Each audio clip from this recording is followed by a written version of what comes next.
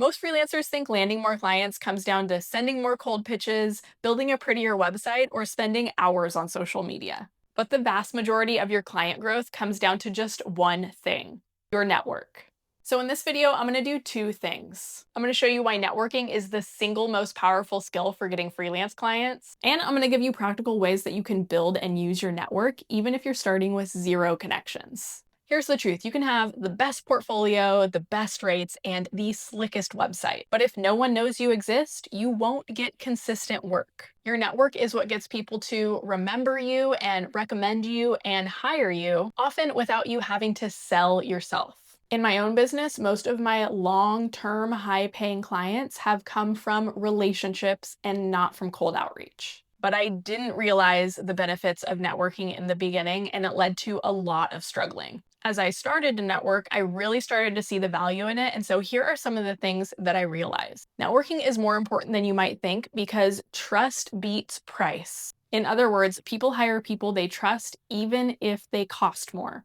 This means that when your clients tell their friends about the great results that you got for them, they're more likely to choose you even if someone else has a cheaper rate. Because the clients that are worth having aren't just looking for the lowest prices, they are looking for results. I think this rule of trust beats price really applies in every industry. A really common real world example that I think we can all relate to is hairstylists, or for all you gentlemen, barbers. So for example, if I see someone with a hairstyle that I really like, I'm gonna ask her where she got her hair done.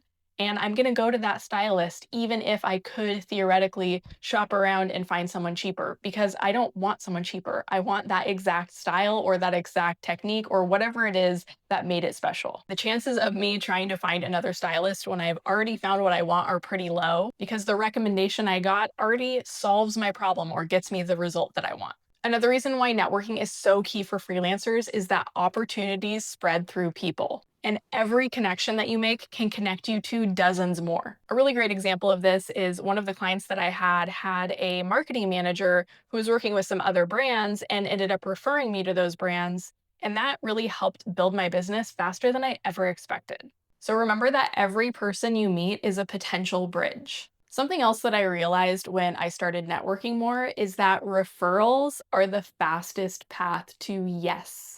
Someone else vouching for you shortens the decision-making process and gets you past the gatekeepers. One of the reasons for this is because of a wonderful phenomenon called borrowed credibility, which means that when someone trusted makes a recommendation, that trust transfers to you. And that built-in credibility is something that no cold pitch can buy. And referrals often come from people who understand what you do. This allows them to recommend you to people who are actually a good match, which makes the whole process of pitching and selling your services so much easier. Another huge benefit to networking and referrals is that referrals mean less legwork.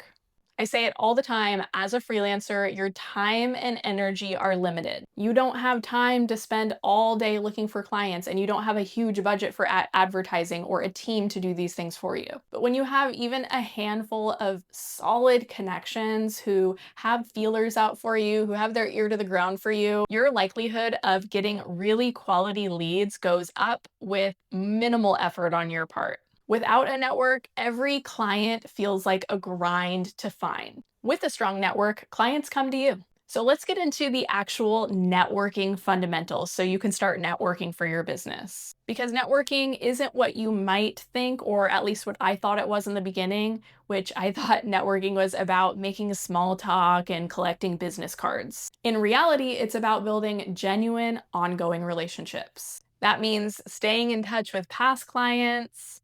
It can also look like collaborating with other freelancers or agencies, engaging with people in your niche online, and offering help before asking for work. And here's the part that most people miss. Networking is a two-way street.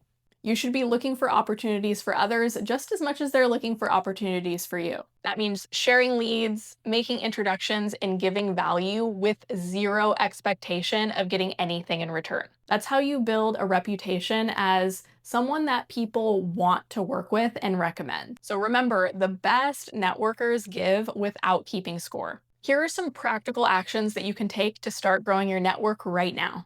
Firstly, make a list of 20 people that you already know.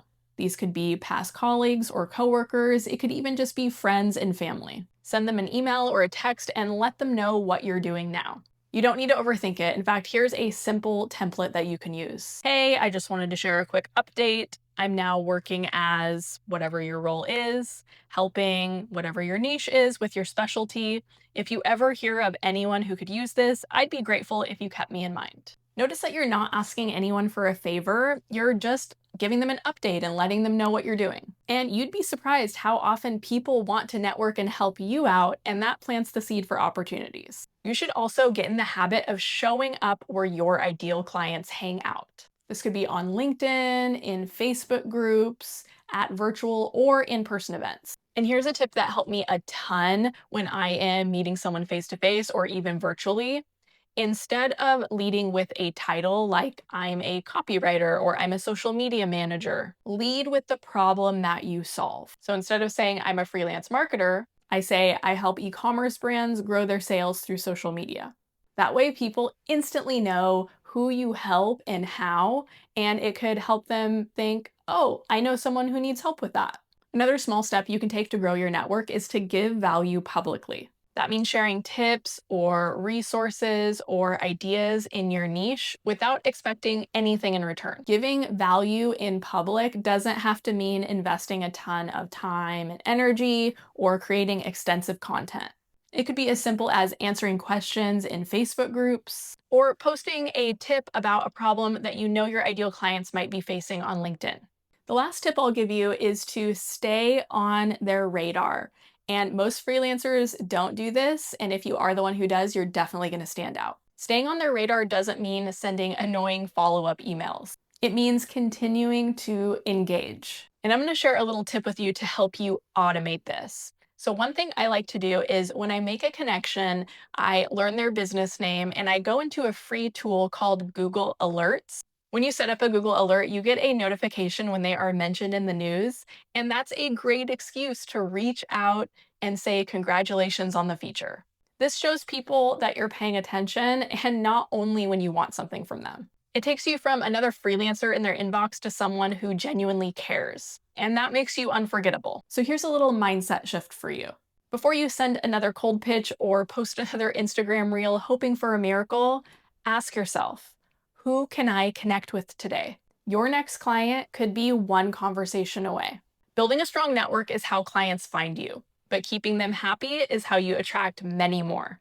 This is the kind of wisdom I wish I had starting out because it would have saved me years of chasing new clients. If you want to learn the exact system I use to make clients so happy they never want to leave and they bring referrals, click right here and watch my video on the secret to clients who keep coming back.